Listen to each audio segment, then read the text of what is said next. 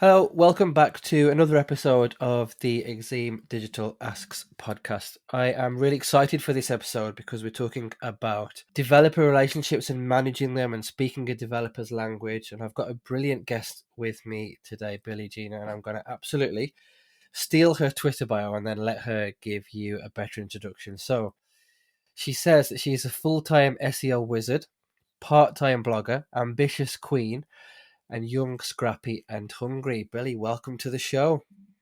Hiya, how you doing? Yeah, very good, very good. Full of hay fever, so apologies to the listeners, but I won't be talking much. How are you? Yeah, I'm great, thank you very much. Good stuff. Really excited to do this episode with you. As you know, before we get into the meat and bones of the episode, I like to do a bit of a random icebreaker. And for yourself, this is one question I've not asked anybody yet. What was the last concert or the last live event that you attended, and what was so good about it? Okay, the last live event that I attended was the West End show, but travelling, and I'm never sure what that's called. Was it like touring? Of Everybody's Talking About Jamie when they came to Sheffield. And it's one of my favourite musicals. I saw it when they was kind of still in the small Crucible Theatre, just about to kind of launch it. So it was nice to see it years later when it's actually a thing. Um, and it's just my favourite musical. So I just had the best time. Nice. My knowledge of musicals is extremely limited outside of Blood Brothers and Hamilton, so I can't really add any value there. But yeah, look, let's get into the sort of meat of the episode, and it's talking about managing developer relationships, something that I know that you've had to do in the past. So I'm really excited to learn a lot from you here on this. So I wanted to start by asking you, what would you say, in your opinion, then, is the best way to manage that relationship with developers? So I don't think there's any one set best way to manage a relationship with a developer. I think the best thing you can do is to take time to get to know the developer and how they like to communicate. So then you can adapt your way of communication to work for them. So I know many developers prefer not emails but written communication, so over like various tools, spreadsheets, um, logging it as tickets. They much prefer that and responding like that than arranging a meeting or a call or sending them a big lengthy email. Awesome. Thank you very much. So it's interesting that you say there's no sort of one size fits all solution when you are talking to developers. For yourself, I'm quite keen to learn in the past what sort of difficulties you've had when you've been communicating with developers and how did you overcome them? So I've had quite a few different levels of issues and difficulties with developers. I've worked both in house and agency for SEO. So when I was working in house, theoretically, it should be much easier to push through a ticket for anything development wise. However, you've got to realize that in-house developers also have to manage the expectations of all the other stakeholders as well as all the other tickets they get. So for me, one of the things that really works then, and I've actually done this since leaving the in-house role to be an agency, um, I will just say, "Can I join one of your sprints?" And then I can worm my way in to get what I want doing and know whether they are actually taking my ticket seriously or where I actually fall in their spectrum of things that need doing. So I wouldn't try to invite myself to every sprint they do because they do them. So I know some companies that do them twice daily, and I don't have time to do Wow. that. I can imagine. So that's really interesting, and it's fascinating for me that you've got both that sort of agency and in-house experience, that sort of broad range of working with developers. I imagine during your time that you've probably come across some difficult devs. So if there are people listening to this who are currently in the process of trying to communicate or trying to work with difficult developers, what advice would you have for them? The first thing I always try to do in one of those situations is I'll just ask, "What's the best way for me to be able to communicate with you?"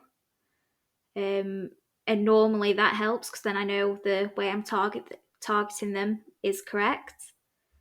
I've sent that many of times and been completely ignored.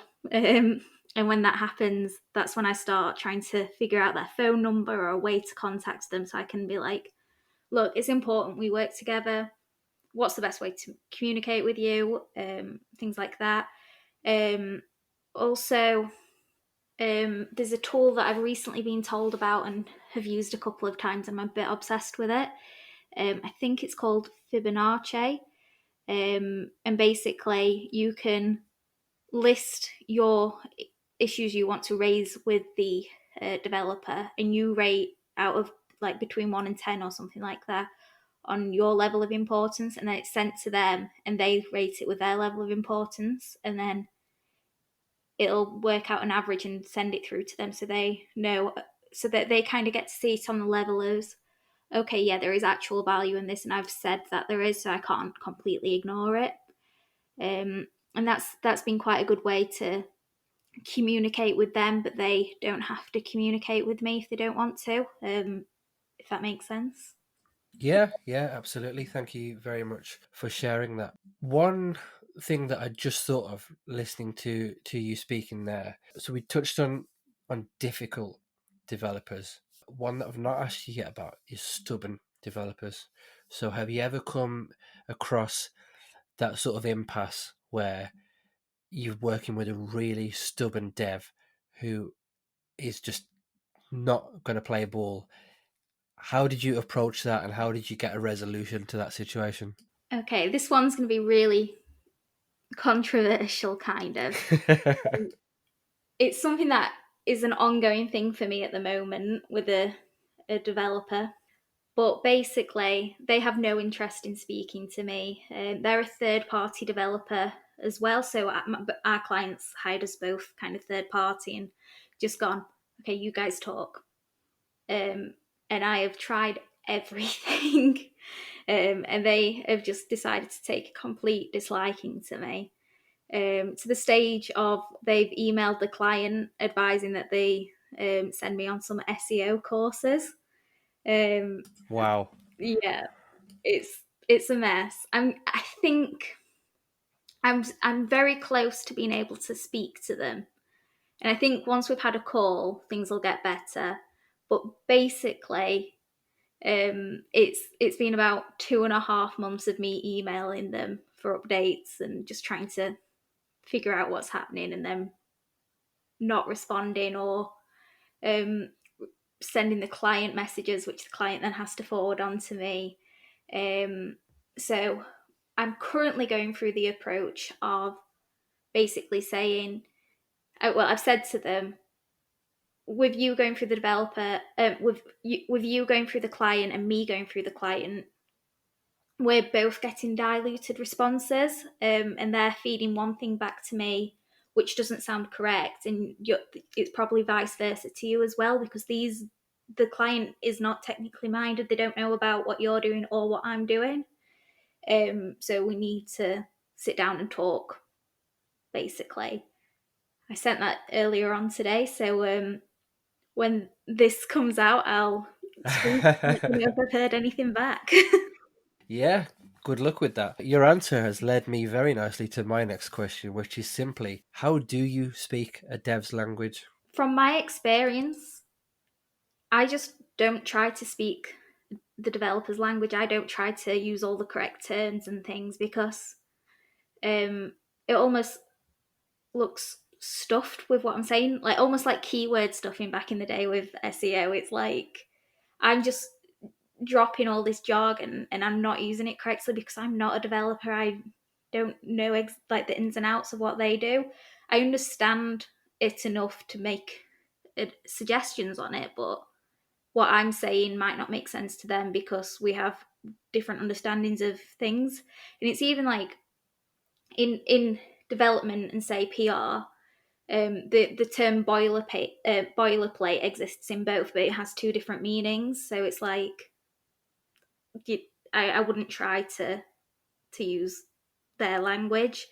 And since just explaining things how I'd understand it if I was explaining it to anyone, but not dumbing it down or anything like that, I've been getting a lot better responses from developers. So yeah, know your buzzwords, but don't try to force it upon them, I think. Yeah, yeah. I think that's sage advice, because in my experience in the past, seeing people who've we'll call it what it is. Try and bullshit. We'll always get spotted and get called out. Brilliant. Thanks very much for sharing that. I wanted to move on then, talking about improving those lines of communication. So if there are people listening to this who are in similar situations or who could benefit from having those communication line improved, what advice would you give for people? So my advice actually would be to communicate issues through a spreadsheet. I found that so helpful, and I've been doing that for maybe 8 months now, and I get majority of my things pushed through, other than with that one client that I mentioned earlier. Um, but yeah, like, break down the issue. So like, if you're sending things over to them, send them the things that are the highest priority first, or send them everything but color code it like traffic light system. Break it down into which area of the website it affects, break down specifically what the issue is, what the implications are.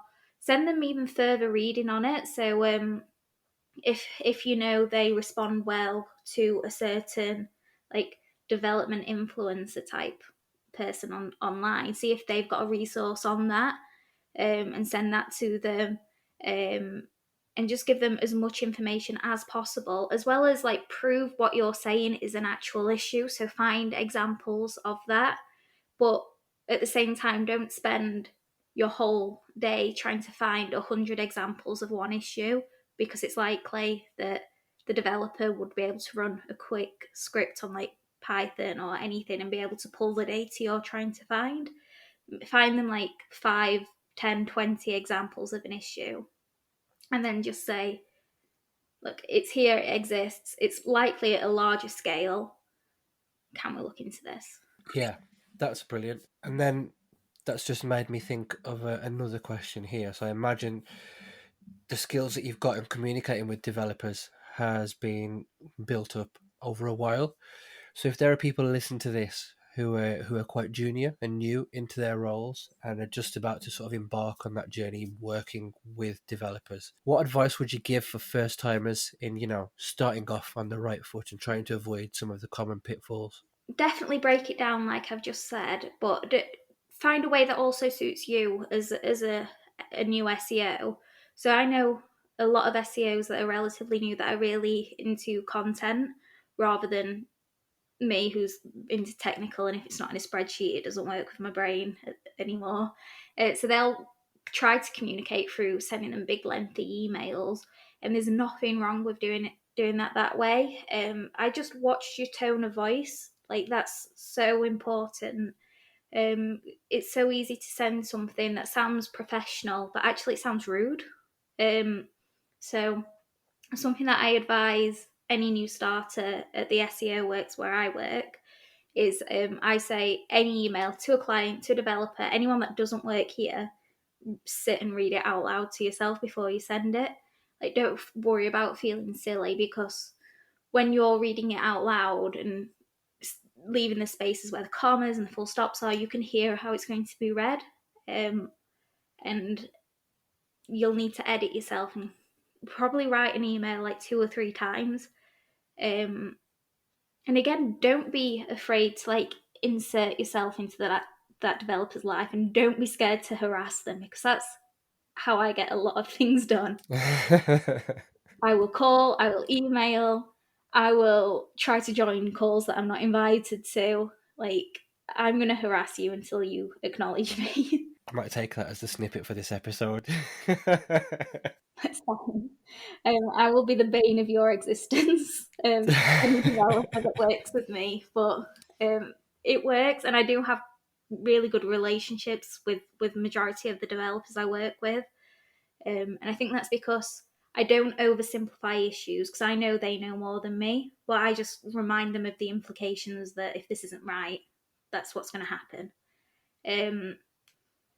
But yeah, for anyone new to SEO, I guess the most important thing is to, one, not be scared of developers, because I know a few people that are, and I don't get it myself, but And two, and they're just people. Like, they're just here to do a job, and they want to do the best by the website as well. And although you have different priorities, there's probably overlap. That's brilliant. You've made me think of one more thing here, and then I promise we'll come to the last couple of questions, and then I'll let you enjoy the rest of your day. But let's talk priorities. You've got something that you need to engage with a developer on that to you is super high priority.